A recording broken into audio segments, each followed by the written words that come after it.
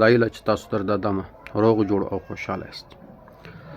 ګران کتونکو، لکه څنګه تاسو ته معلومه ده چې د چمن او د سپین بولدک په سرحدي پوله باندې تېره شپه چې کومه چاودنه وسوه چې په هغه کې 15 تنه شهیدان 2 تنه زخمیان سولو. د دې له کبله نن سرحدي پوله د هر قسم تګ راتګ پر مخ باندې تړل شوې ده.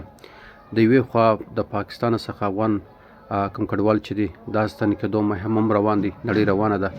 دا وخت په سلګونو افغان کډوال هلته پاته دي. سره ګرمي ده او د وخت هم نشته، ماشومان زنان ورسره دي. دوی ته د څښاک د اوبو ضرورت شته، د سایې ضرورت شته، د خوراک ضرورت شته. ستاسو په ټولو باندې دا غږ کوم او خواست کوم د پښتونوالي په خاطر، د مسلمانۍ په خاطر، د انسانیت په خاطر د خپل وسه پورې د کډوالو سره څنګه مرسته کولی سي، اړینه مرسته ورسره وکړي، د خوراک پاکله، د اوبو د څښاک پاکله. مننه، خدای مو خوشحاله باد لره. د ټولو کتونکو څخه خواست دی چې دا ویډیو زیات مخ سره شیر کړي. په مخ مو شه.